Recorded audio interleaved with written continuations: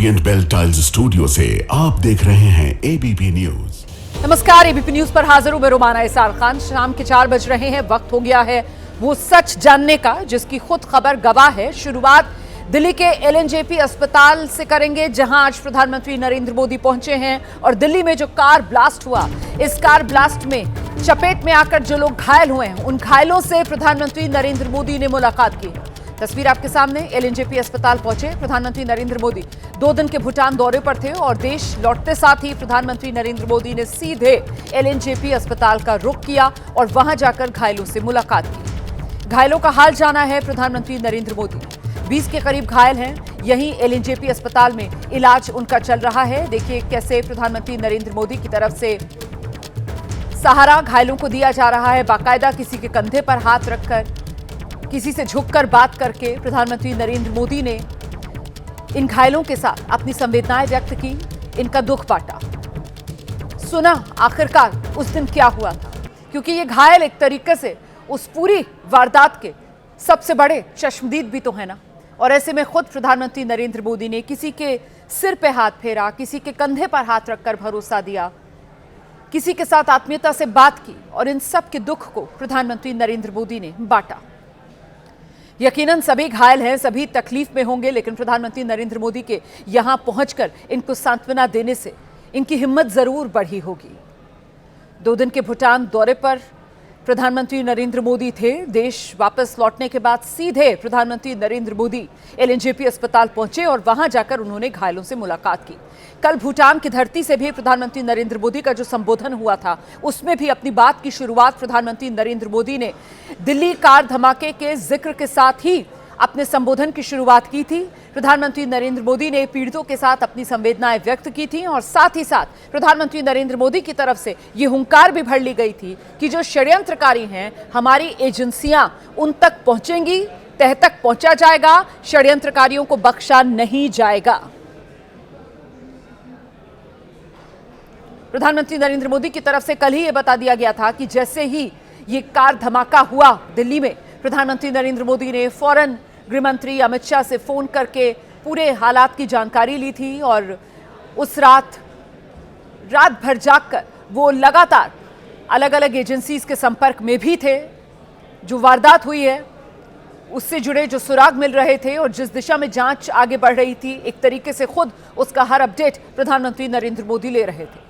फिर अगली सुबह पहले से ही उनका तय कार्यक्रम था। प्रधानमंत्री नरेंद्र मोदी भूटान के दौरे पर चले गए और आज जब भूटान से वापस लौटे प्रधानमंत्री नरेंद्र मोदी, तो सबसे पहले पीएम एलएनजेपी अस्पताल गए और वहां जाकर प्रधानमंत्री नरेंद्र मोदी ने घायलों से मुलाकात की।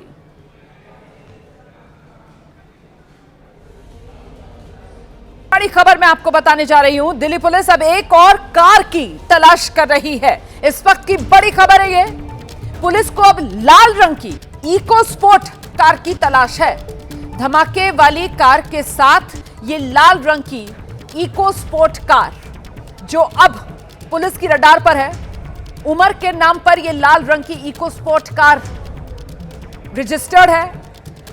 दिल्ली का ही गाड़ी का रजिस्ट्रेशन नंबर है। जिस गाड़ी की तलाश की जा रही है, मैं आपको उसका नंबर भी बताने जा रही हूं, जरा गौर से सुनिएगा। लाल रंग की इको स्पोर्ट कार दिल्ली में रजिस्टर्ड, नंबर है DL10CK0458। एक बार फिर से नंबर दोहराऊंगी, DL10CK0458। यही नंबर है इस गाड़ी का जो लाल रंग की इको स्पोर्ट कार है और ये उमर के नाम पर रजिस्टर्ड है। दिल्ली में रजिस्टर्ड है ये लाल रंग की इको स्पोर्ट गाड़ी। दिल्ली पुलिस की 5 टीमें हैं, कार की तलाश में जुटी हुई हैं। दिल्ली पुलिस ने अलर्ट जारी कर दिया है। उत्तर प्रदेश, हरियाणा पुलिस को भी अलर्ट जारी किया गया है। तो ये लाल रंग की इको स्पोर्ट कार है जिसका नंबर भी दिल्ली पुलिस की तरफ से साझा किया गया है और ऐसे में ये वो संदिग्ध कार है जिसकी तलाश अब दिल्ली पुलिस को है। सीधे आपको लेकर चलेंगे, हमारे साथ हमारे सहयोगी मनोज इस वक्त मौजूद हैं। मनोज, बताइए जरा, ये गाड़ी और ये गाड़ी संदिग्ध क्यों मान रही है पुलिस? क्या यही टेरर डॉक्टर उमर, उसी के नाम पर ये गाड़ी रजिस्टर्ड है? जी बिल्कुल, देखिए रोमाना, ये इस कार की तलाश है। दिल्ली पुलिस ने जब सीसीटीवी की फुटेज की जांच की थी, तब ये संदिग्ध कार के बारे में पुलिस को पता चला था। मनोज मैं लौटूंगी आपके पास, आप अपनी बात तफसील से आगे बताइएगा। फिलहाल देखिए, प्रधानमंत्री नरेंद्र मोदी जो एलएनजेपी अस्पताल पहुंचे थे, जब घायलों से प्रधानमंत्री नरेंद्र मोदी ने मुलाकात की है, उस वक्त की ये तस्वीरें हैं। अब कुछ वीडियोस भी सामने आए हैं, इससे पहले फोटोग्राफ्स थी, लेकिन अब ये वीडियो सामने आ गया है और इसमें आप देखिए कैसे एक एक घायल के पास गए हैं प्रधानमंत्री नरेंद्र मोदी। एक एक घायल से उसका हालचाल लिया है प्रधानमंत्री नरेंद्र मोदी ने। ये घायल महिला देखिए कैसे इसके सिर पर हाथ रखा, कंधे पर हाथ रखकर इन घायल मरीज के प्रधानमंत्री नरेंद्र मोदी इनसे इनकी आपबीती जानते हुए, और उसके बाद प्रधानमंत्री नरेंद्र मोदी ने यहाँ अस्पताल की जो डॉक्टर्स की टीम है, अस्पताल का जो प्रबंधन है, उससे भी जानकारी ली है। यकीनन प्रधानमंत्री नरेंद्र मोदी की तरफ से जानकारियाँ ली जा रही होंगी कि किस तरीके से एलएनजेपी अस्पताल तैयार था, कैसे उसने फ़ौरन जब यहाँ पर मरीजों के आने का सिलसिला शुरू हुआ तो उन तक इलाज मुहैया कराया, इलाज मैसर कराया, और किस तरीके के ज़्यादातर जख्मों के साथ यहाँ पर घायल पहुँचे हैं। इस तरीके की तमाम जानकारी प्रधानमंत्री नरेंद्र मोदी ने यहां पर ली है, घायलों की हिम्मत बढ़ाई है और साथ ही उनसे ये जाना है कि उन्होंने क्या देखा, उनकी आंखों के सामने क्या कुछ हुआ, क्या उन्हें एहसास हुआ कि वो कैसे इतने बड़े धमाके की चपेट में आ गए, या सिर्फ आंखों के सामने अचानक से अंधेरा सा छा गया था और फिर जब आंख खुली तो खुद को अस्पताल में पाया।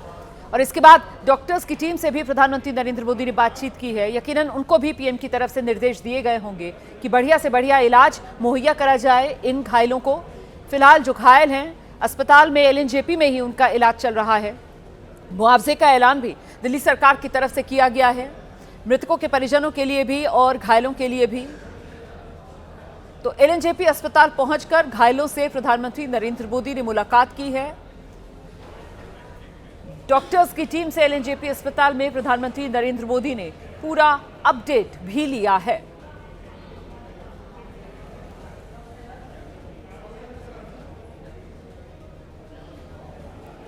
और आइए अब रुक कर लेते हैं, मनोज हमारे साथ लगातार बने हुए हैं, जरा मनोज से जानते हैं ये लाल, अच्छा मनोज अभी नहीं है हमारे साथ, लेकिन इस बीच एक बार फिर से जरा ये तस्वीरें, और इन तस्वीरों को देखना इसलिए ज़रूरी हो जाता है क्योंकि देखिए देश के प्रधानमंत्री हैं, 2 दिन के भूटान दौरे पर थे और जैसे ही देश वापस लौटे हैं तो सबसे पहले सीधे अस्पताल गए हैं और वहाँ पर धमाके की चपेट में आकर जो लोग घायल हुए थे, उन घायलों से सबसे पहले प्रधानमंत्री नरेंद्र मोदी ने जाकर मुलाकात की है।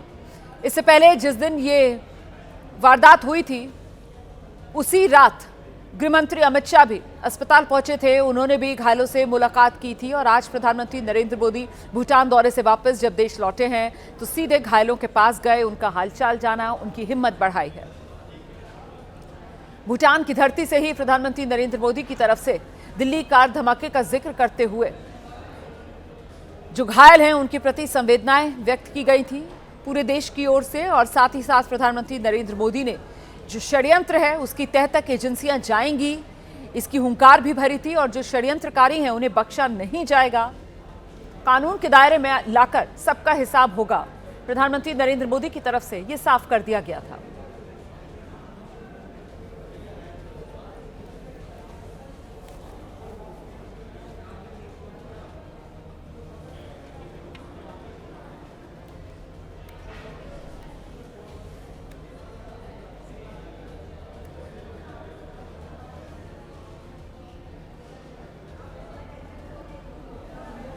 तो एलएनजेपी अस्पताल पहुंचे थे प्रधानमंत्री नरेंद्र मोदी, तस्वीरें आप देख रहे थे। और इस बीच दिल्ली में जो कार धमाका हुआ है, इसी से जुड़ी जांच में बड़ी खबर ये आ रही है कि दिल्ली पुलिस को जैसे जैसे ये जांच आगे बढ़ रही है, एक और कार की अब तलाश है। और ये जो कार है वो लाल रंग की इको स्पोर्ट कार बताई जा रही है। धमाके वाली कार के अलावा अब ये लाल रंग की कार है जो दिल्ली पुलिस की रडार पर आई है, लाल रंग की इको स्पोर्ट कार। ये कार उमर के नाम पर रजिस्टर्ड, वही टेरर डॉक्टर उमर जिसने I-20 सफेद रंग की गाड़ी से धमाका किया था, उसी के नाम पर ये लाल रंग की इको स्पोर्ट कार रजिस्टर्ड है। दिल्ली का नंबर है DL10 CK0458। दिल्ली पुलिस की 5 टीमें इस वक्त इस कार की तलाश में जुटी हैं। दिल्ली पुलिस ने अलर्ट जारी कर दिया है, यूपी से लेकर हरियाणा पुलिस तक को अलर्ट कर दिया गया है, ये नंबर साझा किया गया है। लाल रंग की इको स्पोर्ट कार की तलाश दिल्ली पुलिस कर रही है। ये जानकारी जो पड़ोसी राज्य हैं उनकी पुलिस के साथ भी साझा कर दी गई है। तो सफेद कार में ब्लास्ट हुआ था वो i20 कार थी जिसे खुद यही डॉक्टर उमर चला रहा था। सफेद कार के 10 नवंबर के जो सीसीटीवी फुटेज सामने आए हैं उसमें साफ तौर पर ड्राइविंग सीट पर बैठकर यही डॉक्टर उमर गाड़ी चलाता हुआ नजर आ रहा है। और फिर बदरपुर बॉर्डर से फरीदाबाद से जब ये दिल्ली में दाखिल हुआ उसके बाद दोपहर 3:19 पर जब लाल किले की पार्किंग में ये सफेद रंग की गाड़ी लेकर गया उस वक्त भी इसकी तस्वीर सीसीटीवी में कैद हुई। और जब शाम 6:22 पर उसी लाल किले वाली पार्किंग से गाड़ी बाहर निकाली इसने तब भी इसकी तस्वीर सीसीटीवी में कैद हुई।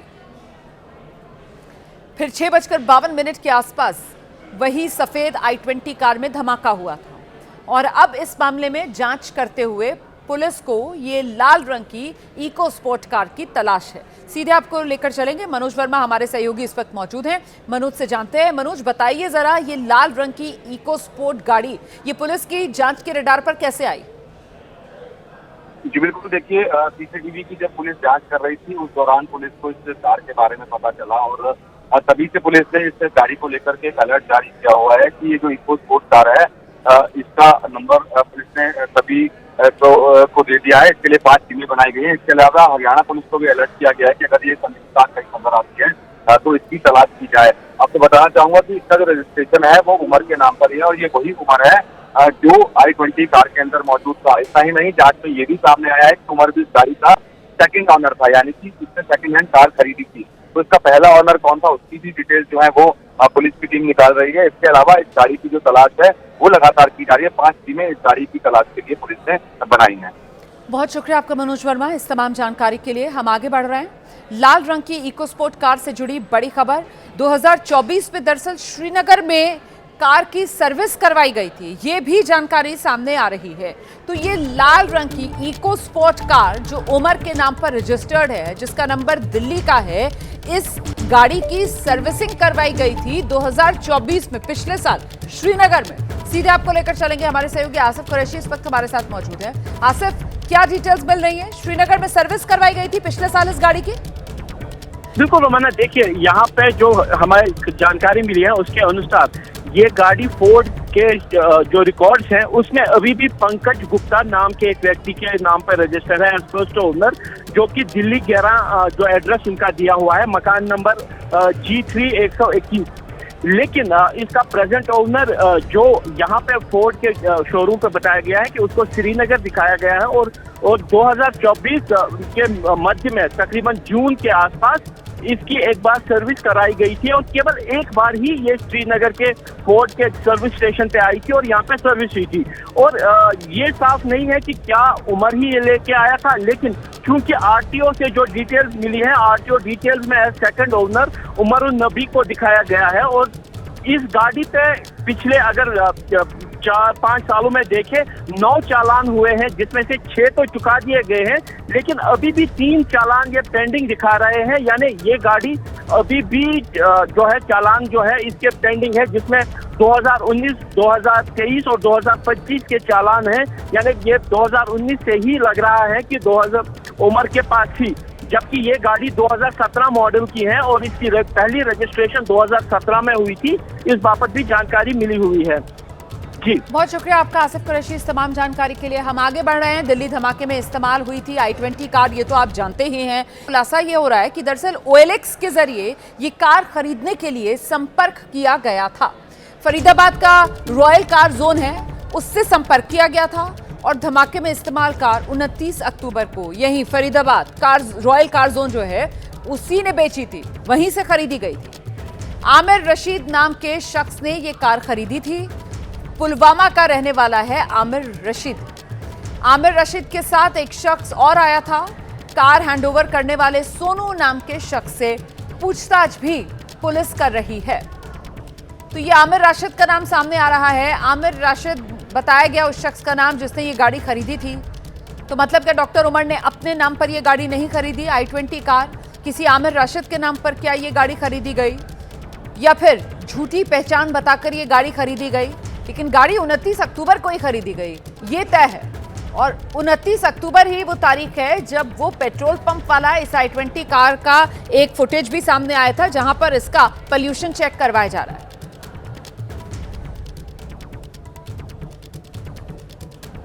इस वक्त हम मौजूद हैं रॉयल कार जोन के बाहर और ये वही रॉयल कार जोन है जो दिल्ली धमाके में i20 सफ़ेद कार इस्तेमाल हुई थी, वो यहीं से बिकी थी।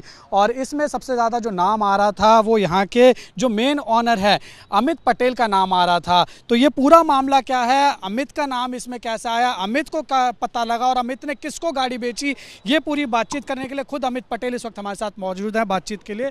अमित जी, जिस तरीके से दिल्ली में ये धमाका हुआ है, धलाया दिल्ली को, उसमें एक सफ़ेद i20 कार जो है वो दिख रही है, उसके अंदर धमाका हुआ और वो आपके यहाँ से खरीदी गई है। 29 तारीख को ओलेक्स से किसी कस्टमर ने कांटेक्ट किया सोनू जी से। ओलेक्स के द्वारा वो कस्टमर आए 29 तारीख को हमारे पास। वो आए, कार उनको पसंद आई, वो कार की डिलीवरी ले ली। हमने पूरी अपने डॉक्यूमेंट फॉर्मेलिटी कंप्लीट करी, उसके बाद हमने कार उनके हैंड ओवर कर दिया। बाकी उसके बाद जब ये वारदात हुई है 10 तारीख को, तो रात को 8 साढ़े 8 बजे सोनू जी के पास कॉल आता है दिल्ली टीम से। तो सोनू जी ने बोला कि आप आ जाइए, हमारे ऑफिस में सारे डॉक्यूमेंट अवेलेबल है। वो पूरी टीम आई वहाँ की। हमने हमारे पास जितने डॉक्यूमेंट्स है, जितने पेपर थे, हमने पुलिस टीम को सारे पेपर हैंड ओवर कर दिया। CCTV DVR फुटेज जितनी चीज़ें थी, हमारी सारी फॉर्मेलिटी हमने उनको कर दी। अब पुलिस अपना इन्वेस्टिगेशन चालू कर रखी है। देखिए, दिल्ली में ये जो कार धमाका हुआ है, इसके बाद सुरक्षा एजेंसियां और जम्मू कश्मीर पुलिस खासतौर से एक्शन में है। दिल्ली से लेकर जम्मू कश्मीर तक छापेमारी की जा रही है। कश्मीर में आज अनंतनाग, कुलगाम, सोपोर, शोपियां, ये वो इलाके हैं जहां ज़बरदस्त छापेमारी वाले एक्शन देखने के लिए मिले हैं। सबसे बड़ा एक्शन जम्मू कश्मीर के शोपियां में हुआ, जहां प्रतिबंधित संगठन जमात-ए-इस्लामी से जुड़े लोगों पर दबिश दी गई। शोपियां में जमात-ए-इस्लामी के 200 से ज़्यादा ठिकानों पर छापेमारी की गई। जिन घरों की तलाशी ली गई है उसमें डॉक्टर हमीद फयाज और मोहम्मद यूसुफ फलाही के घर भी शामिल हैं, जो इस प्रतिबंधित संगठन से जुड़े हुए हैं और दिल्ली धमाके के आरोपी डॉक्टर उमर के मददगार बताए जा रहे हैं। शोपिया के अलावा अनंतनाग है, कुलगाम है, सोपोर है, यहाँ पर भी छापेमारी की गई है। तो ये जम्मू कश्मीर में आज दिन भर जो एक्शन हुआ है उसी की तस्वीरें आप देख रहे हैं। फरीदाबाद मॉड्यूल है और दिल्ली विस्फोट में छापेमारी ने मौलवियों के एक नेटवर्क का भी इस पूरे मामले में पर्दाफाश कर दिया है। दरअसल ये जो पूरा आतंक का डॉक्टर मॉड्यूल सामने आया, इसको लेकर 7 गिरफ्तारियां हुई हैं और इनमें डॉक्टर्स के अलावा एक इमाम है, नाम इरफान अहमद है। इमाम इरफान अहमद को भी गिरफ्तार किया गया। इरफान अहमद जम्मू कश्मीर के शोपियां का निवासी है। इसकी गिरफ्तारी श्रीनगर से हुई है। बताया जा रहा है कि इमाम इरफान अहमद लोगों का ब्रेन वॉश करता था। डॉक्टरों के आतंकी मॉड्यूल का एक तरीके से ये कश्मीर का सरगना है और जम्मू कश्मीर पुलिस ने श्रीनगर से इसे गिरफ्तार किया। 19 अक्टूबर को इसके खिलाफ केस दर्ज हुआ था। सूत्रों के मुताबिक आतंक के इस मॉड्यूल के जाल को सुलझाने के लिए इरफान से पूछताछ में मिलने वाली जानकारी बहुत अहम साबित होगी। लेकिन इरफान के परिवार का कहना है कि वो तो बेकसूर है। ABP न्यूज़ ने उनसे बात की तो उन्होंने इरफान से जुड़ी कई बातें साझा की हैं।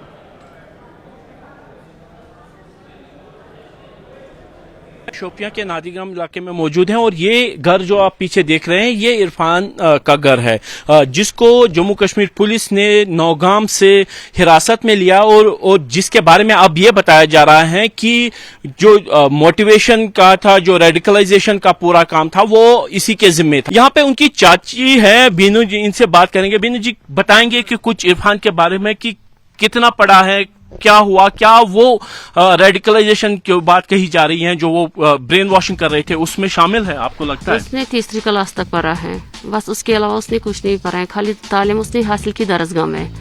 दरसगाह कुरान के अलावा उसको कुछ आता नहीं था। फिर उसने हाफिज किया, हाफिज के बाद मुफ्ती कोर्स किया। फिर वो गया 7 साल से वहाँ श्रीनगर में रहा, बच्चों को वहाँ पे ही नमाज भी पढ़ा रहा था और दरसगाह भी पढ़ा रहा था। लेकिन अब ये बात सामने आ रही है कि जो डॉक्टर्स का नेटवर्क है उसका मेन मोटिवेटर वही है, तो ये तो बहुत बड़ा इल्जाम है। नहीं, ये झूठ है, ये झूठ है, ये सरासर झूठ है। जम्मू कश्मीर पुलिस कह रही है कि जैश के पोस्टर्स लगाने के पीछे वो जैश का उन लोगों ने 3 बार यहाँ पे तलाशी की, यहाँ तो उनको कुछ नहीं मिला है, तो पोस्टर कहाँ से मिले उनको? तो आखिरी बार कब आए थे यहाँ पे, कब आपकी बातचीत हुई, कब मिले थे आप उनसे? 18 तारीख को, 18 अक्टूबर। तो क्या इससे पहले कोई और उनके जो कोई मिलिटेंसी का कोई केस है या ऐसा कोई मामला दर्ज है? नहीं, कुछ भी नहीं, कुछ नहीं, किसी के साथ उसको कोई ये नहीं था कांटेक्ट। यहाँ पे उनकी जो है बाबी भी है, तबस्सुम शायद नाम है, नुसरत जी। नुसरत, आप किस दिन वो उठा के लेके गए थे यहाँ पे? तो इसको 18 तारीख को यहाँ से लेकर गए हैं और 19 तारीख को FIR दर्ज किया है। अब हमने कल न्यूज सुनी है कि उसको रेड फोर्ट वहाँ पे ब्लास्ट हुआ, उस इल्जाम में उसको गिरफ्तार किया गया है, लेकिन उसको 18 तारीख को गिरफ्तार किया गया है। ये तो सरासर इल्जामात है ना उन पे। उसके बारे में ये कहा गया है कि वो मेडिकल कॉलेज में डॉक्टर्स को रेडिकलाइज कर रहा था, उनका ब्रेन वॉशिंग कर रहा था। ये सारा झूठ है। उन्होंने तीसरी जमात तक पढ़ा है, वो क्या डॉक्टरी करेगा, वो क्या देगा उनके साथ। उन्होंने सिर्फ तीसरी जमात तक पढ़ा है, उसके बाद उन्होंने हिफ्ज किया है, मौलवी कोर्स किया है और मुफ्ती कोर्स किया है। अब वो नमाज पढ़ा रहा था, दरसगाह चला रहा था और स्कूल में भी बच्चों को पढ़ा रहा था। हरियाणा के मौलवी पर शिकंजा कसा है। इस मौलवी का नाम है इश्तियाक। इश्तियाक को गिरफ्तार किया जा सकता है। मौलवी इश्तियाक अभी श्रीनगर पुलिस की हिरासत में है। मौलवी इश्तियाक के घर से मिला था 2500 किलो विस्फोटक।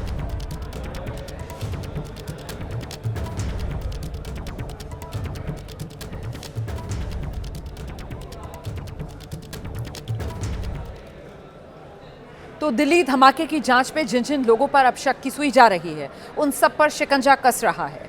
तो एक और संदिग्धों से पूछताछ का सिलसिला चल रहा है और दूसरी ओर एक के बाद एक धमाके से जुड़े वीडियोस भी सामने आ रहे हैं। इस वक्त आप जो तस्वीरें देख रहे हैं वो दिल्ली कार धमाके से जुड़ी अब तक सामने आई अलग अलग CCTV वाली तस्वीरें हैं। इनमें सबसे ताज़ा वीडियो जो वीडियो नंबर 1 आप देख रहे हैं, नंबर 1 वाला वीडियो, वो सबसे ताज़ा है। आज ही ये सामने आया है। इसमें नज़र आ रहा है कैसे 10 नवंबर की शाम को लाल किले के पास कार में धमाका हुआ था। इसके अलावा अब तक धमाके में इस्तेमाल हुई कार के दिल्ली में दाखिल होने से लेकर लाल किले की पार्किंग में जाने तक के कई CCTV वीडियो सामने आए हैं और आप वो तमाम वीडियोस देख रहे हैं एक ही जगह, एक ही स्क्रीन पर। इन्हीं के आधार पर जांच आगे बढ़ रही है और आगे भी ये वीडियो धमाके की साजिश की गुत्थी को सुलझाने के लिए बहुत अहम सबूत साबित होंगे।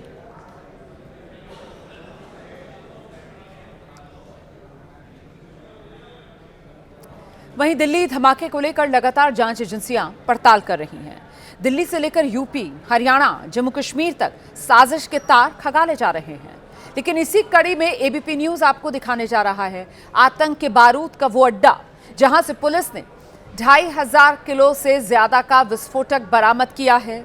दिल्ली धमाके की साजिश के पीछे 3 सबसे बड़े किरदार, अल-फलाह यूनिवर्सिटी का डॉक्टर उमर, डॉक्टर मुजम्मिल और डॉक्टर शाहीन। और फरीदाबाद में जो 2500 किलो से ज्यादा विस्फोटक मिला वो गिरफ्तार डॉक्टर मुजम्मिल की निशानदेही पर ही बरामद हुआ था। लेकिन विस्फोटक कहां रखा गया था, कैसे रखा गया था, ABP न्यूज के कैमरे में तस्वीरें कैद हुई हैं। इस वक्त हमारी मौजूदगी है फरीदाबाद के फतेहपुर तगा गांव में और ये वही गांव है जहां पर डॉक्टर मुजम्मिल जो कि दिल्ली बम ब्लास्ट में मुख्य साजिश करता है, 3 डॉक्टर हैं, उनमें से डॉक्टर मुजम्मिल भी जो है वो मुख्य साजिश करता बताया जा रहा है।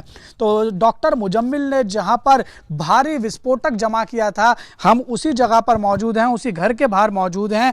जो जानकारी है पुलिस के अनुसार तकरीबन 2563 किलो अमोनियम नाइट्रेट फतेहपुर तगा के इसी गाँव के अंदर, इसी घर के अंदर जो है डॉक्टर मुजम्मिल ने छुपा कर रखा था। तो आइए आपको अंदर चलते हैं, ABP न्यूज़ के कैमरे से आपको दिखाते हैं कि इस घर में कैसे उन्होंने, जो डॉक्टर मुजम्मिल है, कैसे उसने छुपाकर यहाँ पर अमोनियम नाइट्रेट रखा। यहाँ पर देखने से लग रहा है कि अलग अलग लोग यहाँ पर रहते थे और डॉक्टर मुजम्मिल भी यहाँ पर किराए पर रहता था, ऐसा जानकारी हमें सूत्रों के हवाले से मिली। और जो जानकारी आ रही है वो यही है कि यहाँ पर डॉक्टर मुजम्मिल जो है वो किराए पर रहा करता था। तस्वीरें आपके सामने है, ये वही घर है और अलग अलग लोग यहाँ पर रहा करते थे। अब एक बारी अंदर चलेंगे और अंदर से आपको दिखाने की कोशिश करते हैं कि वो कमरा कैसा है जहां पर 2563 किलो अमोनियम नाइट्रेट छुपा कर रखा गया था। तो ये वो कमरा है, आप देख सकते हैं। यहीं पर ही सर्च ऑपरेशन चलाया गया था और उस सर्च ऑपरेशन में यहाँ से 2500 किलो अमोनियम नाइट्रेट बरामद किया गया है। यहीं पर ही इसी कमरे के अंदर छुपाकर डॉक्टर मुजम्मिल वो अमोनियम नाइट्रेट, वो विस्फोटक रखता था। ये तस्वीरें आप अपनी टेलीविजन स्क्रीन पर देख रहे हैं, खास एक्सक्लूसिव एबीपी न्यूज़ पर।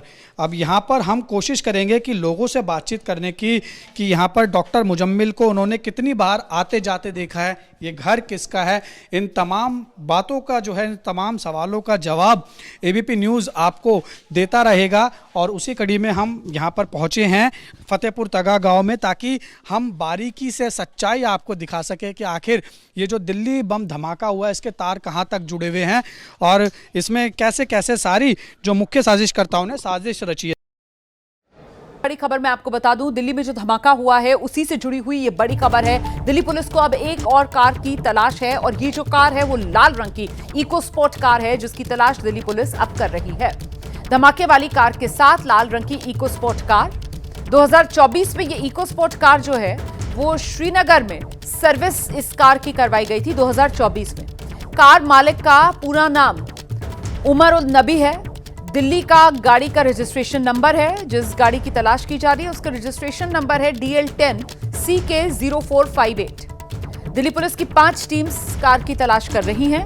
दिल्ली पुलिस ने इसको लेकर जो अलर्ट जारी किया है, यूपी और हरियाणा पुलिस के साथ भी अलर्ट साझा किया गया है। सीधे आपको लेकर चलेंगे, हमारे साथ हमारे सहयोगी मनोज वर्मा इस वक्त मौजूद हैं। मनोज से जरा जानते हैं, मनोज ये जो दिल्ली में कार धमाका हुआ है इसके बाद दिल्ली पुलिस अब इस लाल रंग की गाड़ी की तलाश कर रही है, ये गाड़ी संदिग्ध क्यों मानी जा रही है और इस कार धमाके में इस गाड़ी की भूमिका क्या? मनोज।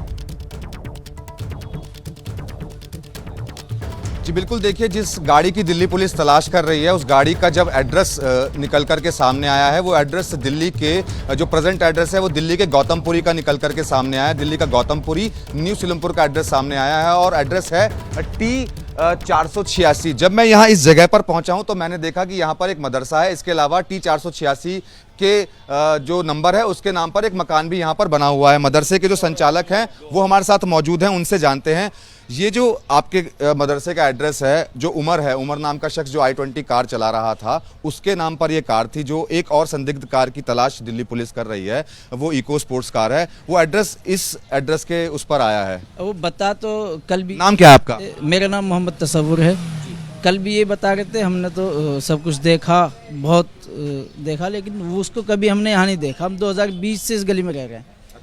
अच्छा, मैं भी 2020 से यही मदरसा चला रहा हूँ और T486 के एक मकान ये है, 2 मकान आगे हैं, एक ये, टोटल 4 मकान हैं। चारों में भी 2-3 मकान भी नज़दीक है दोनों, कभी किसी ने नहीं देखा, गली में भी किसी ने नहीं देखा।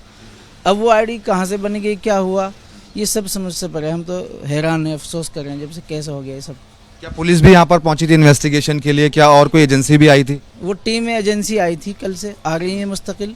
जो जांचे, वो जो मालूमात हमसे ले रही हैं हम फ़ौरन बता रहे हैं, यहीं खड़े हैं। जैसे जैसे जो हमसे हो रहा है हम कर रहे हैं फ़ौरन।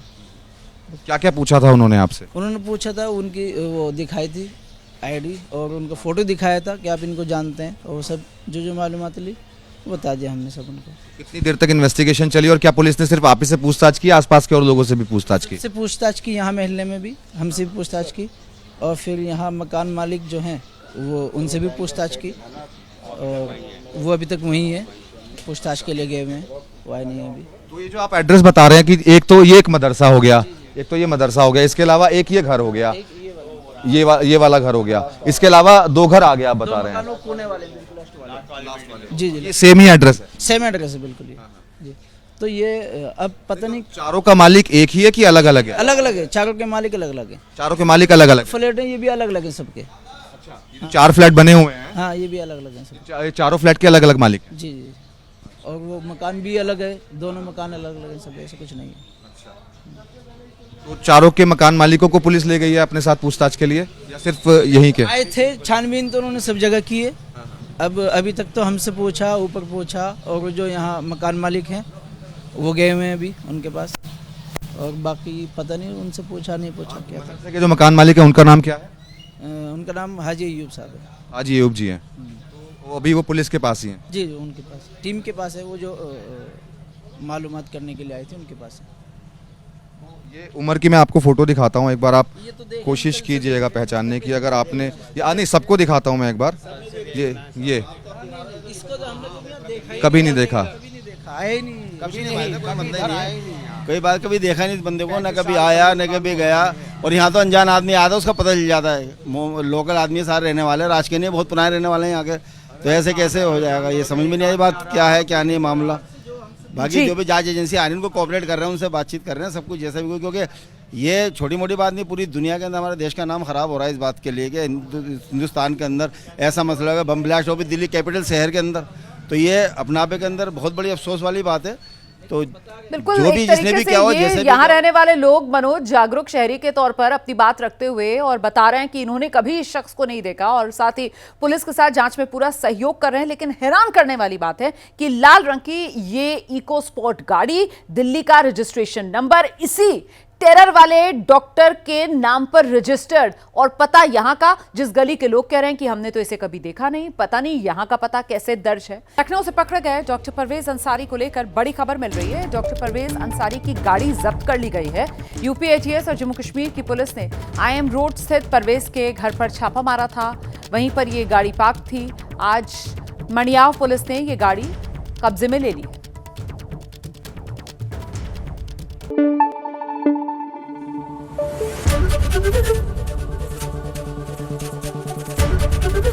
ABP न्यूज आपको रखे आगे।